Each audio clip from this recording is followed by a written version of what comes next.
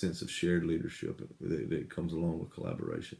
The more people you have actively involved in a class or in a school setting, the more likely you are to be successful because people want their names attached. That's human nature almost. Want their names attached to things that are successful, and they often tend to kind of disappear from things. They don't like the challenge. So part of being an effective school leader is number one, accepting the challenge and then getting people to buy into what you're trying to sell, get on board and make the change. So if you turn around and have that sense of shared leadership, hey, I'm going to include this group or this group or this individual, then things really, really, really work out well. Because people are going to want to succeed. They're going to want to see their name in the paper, so to speak. I guess it's literally and figuratively speaking. But they're going to want to be involved in that and make sure the things that they want to accomplish as individuals and being involved really, kind of help them, I guess, help see them through or see through what we want to get done. I also think at that point in time that you probably should, make some sort of, I guess you'd say, community membership, reward those involved. That kind of serves as, I guess you say, intrinsic motivation. Hey, if you show up, then we're going to be able to do this. You reach out to the community, small businesses, maybe even large businesses. Hey, would you be willing to donate? Something if we can get some parents or we can overturn this. And then again, I think, that's the motivation. Some people will do it because of sincerity. Other people will have to have some sort of outside source to funnel them to the cause. Question 6. Describe the principles of responsibility in employee evaluation. Describe the methods you would consider to encourage continued improvement, remediate ineffective practices, and dismiss unacceptable employees. This is kind of a tough question, but the first thing that you've got to do if you're going to encourage and maintain positive practices, you've got to reward those practices.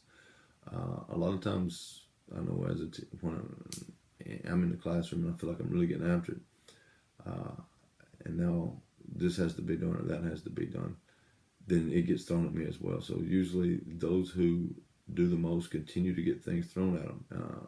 And I've heard principals say that throughout my career. Well, if you show that you're able to do this or to do that, then more than likely they're going to know that you're going to get it done one way or another. So they're going to give you more responsibility.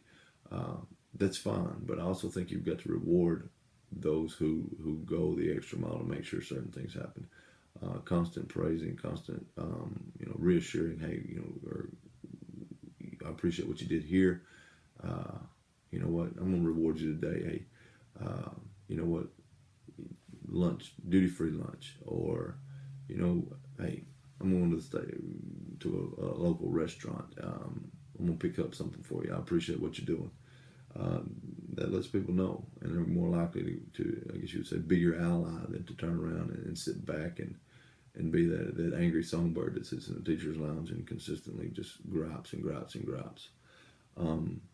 As far as how do we correct ineffective practices, I think it's pretty simple.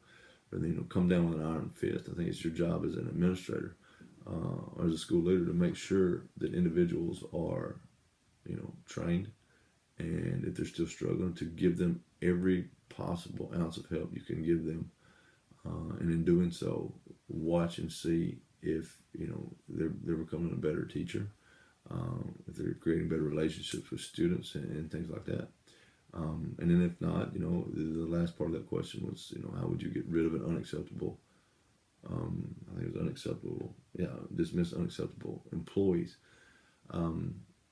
First off, you have to document. The documentation has to be there. Nobody ever wants to get rid of anybody who costs somebody a job or a paycheck. That may be how they provide for their family. So, documentation is important because ultimately in the end, you've still got to provide for your family. If you're just an illegal, then I would imagine that that fault falls on you, and then you won't be in the position of school leader very long. So understanding the laws, the ethics of the business, and making sure that you're doing your job and being accountable on that end as well. Question 7. Describe the elements required in developing, implementing, and evaluating a school's discipline plan. As an administrator, I don't think you can be the judge and the jury. It's very essential that you follow school board policy on certain issues, while at the same time, I think that teachers need to feel involved as well. If it's not done the student handbook, it warrants an immediate expulsion. I think at faculty meetings or creating a discipline committee to talk about issues. I know in the past I've seen students kind of get on a kick where they want to wear hats, or maybe later on in the semester they're consistently tardy. What are we going to do? I think it works both ways. I think you have to reward, like we were talking earlier, reward positive behavior, and you have to deter the negative behavior. In doing so, I think teachers need a say. That collaboration, that sense of shared leadership is very, very important. And ultimately, it's going to help the success of the school as a whole when more people are involved. And the more people are involved, typically the more people are going to buy in. And again, you see less kind of bickering back and forth. And you see a higher teacher morale. And we know it's like chain reaction. When you see higher teacher morale, typically you have higher student engagement, higher student learning. Question 8. At the end of the school year, what measures would you employ to determine the success of your total school program? How would you determine your effectiveness as a school leader? There are many, many ways I think you can determine effectiveness.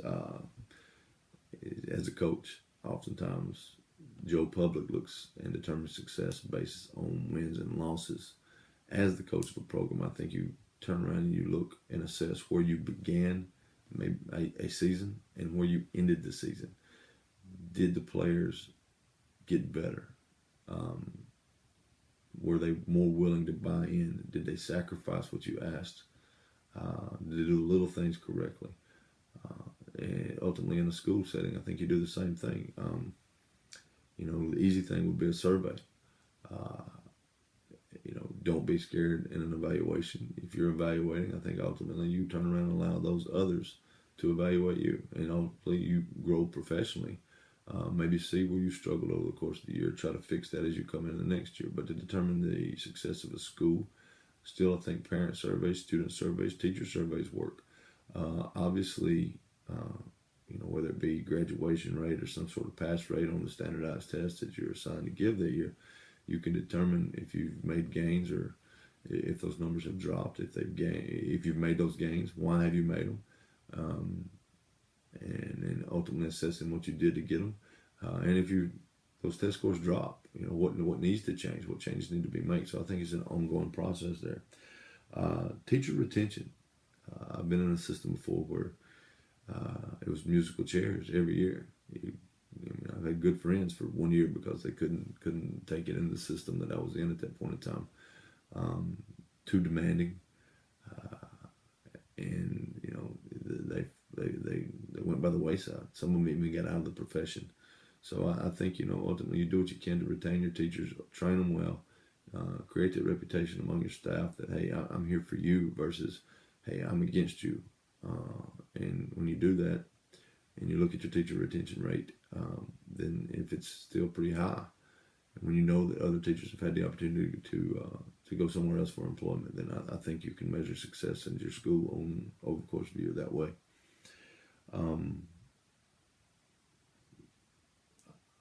one more note on that, would probably say another way to look is you get a feel, in a sense, when you walk through the hallways.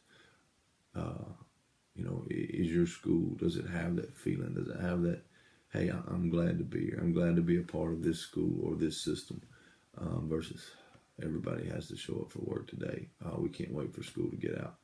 And I've seen both ends of that. And again, it's almost impossible to put into words, but I've seen it and I felt it. And when I felt it and I saw other teachers feeling it, that was, I guess, that jaw-dropping moment where you're like, we figured it out. And then ultimately we had great years, and we look back and we try to repeat those years as much as we could. So again, just to ad lib a little bit, I had to throw that in there. When you walk in the hallway, you know exactly whether or not you've had a great year or not. Question 9. Describe the role you feel parents should play in the operation of the school and highlight how you engage parents of high-risk students in the school process. I think you'd create as many opportunities as possible to get parents involved. The high-risk students, as we all know, are big issues, but creating an open-ended relationship with that parent. Let them know you're their ally. Let them know you're there for their child. Oftentimes we harp on the negative. We harp on Johnny is talking too much in class. Johnny's being disrespectful. Johnny's tardy to class all the time. I think at the same point, those are the phone calls parents dread and they expect. They don't expect a phone call. Hey, I just want to call and let you know Johnny's struggling a little bit, but he actually said thank you today. And you know what? He's becoming a better individual, a better man, a better young man, and he's going to be a better student. When you do that and you create that relationship, because as a teacher, you do have to create the relationship with a kid if you want them to respect you and you want them to be actively involved in your classroom. But on the other hand, you got to create that relationship with your parents because it's like an iron triangle. You have to have all three corners working together and working against the other one, or working with the other one to make sure that ultimately in the end things are going to be successful. Opening the doors to the school, having an open door policy, letting parents be involved. Obviously, you have parent-teacher conference. Elementary school usually see a higher number of parents being involved in those type of things. And as you go on through the secondary level, and more especially your upper level grades like 11th and 12th, you see kind of a deterioration of parental involvement. Again, find the motivation for the parent to get there. Don't think it's always going to be bad. Invite them, call them, and make the invitation. Hey, I know we're having parent-teacher conference tonight, but hey, feel free to stop by. I'd love to chat with you. Your child's doing some really good things in class, and maybe talk about his or her future. Where they're going to go to college. What can I do to help as the teacher? Can I help you fill out a FAFSA form? If you really genuinely care about students and you really genuinely want parents to get involved, then they need to feel like they're a part of something. So when you turn around, they become involved, and that's the role they play in the day-to-day operation. Because now you're going to see more involvement. You're going to see more fundraising efforts. You're going to see the higher probability that somebody's out there mowing, weed eating, picking up trash from that end. People want to take pride in things, and again, attach their names, like we talked about earlier, attach their names to something they feel like they can be successful with. The final question, describe the principal's role in managing the fiscal resources of the school. Include a discussion how you ensure accountability with all funds to all stakeholders. The principal is the chief financial officer of the school. He or she is responsible for everything or every dime that comes through that school building and how it is spent for the most part. Actually, for all parts, because if someone writes a purchase order, then the principal is the one that signs off on that to approve whether or not they can spend it. So, in saying that, I think you are, as a principal, become transparent. These are public funds. People have a right to know where we're spending them. And at the same point in time, you have a right to know why we're not spending money on this versus why we are. And being willing to talk about those things. Being willing to talk about those things to the media. Again, using social network platforms. We got 10 new Chromebooks. Really fired up about them at the school. Unfortunately, we're having to do without some things, but at this point in time, these Chromebooks are essential for our academic success, and they're going to really help drive up test scores. Or a lot of people like to hear that. They're going to allow students to become more involved and become more technology savvy as we approach probably in 20 years a paperless classroom all the way around. You turn and you look at those type of things, and as the CFO and managing the fiscal accountability, spending money legally, receiving money, little things like that are important. And as a principal, ultimately it falls on you. So, that's a really big deal. And as that individual and as that, school leader, you've got to be willing to take that on, and you've got to be willing to be very, very, very sound in how you handle the accounting process that would take place at your school.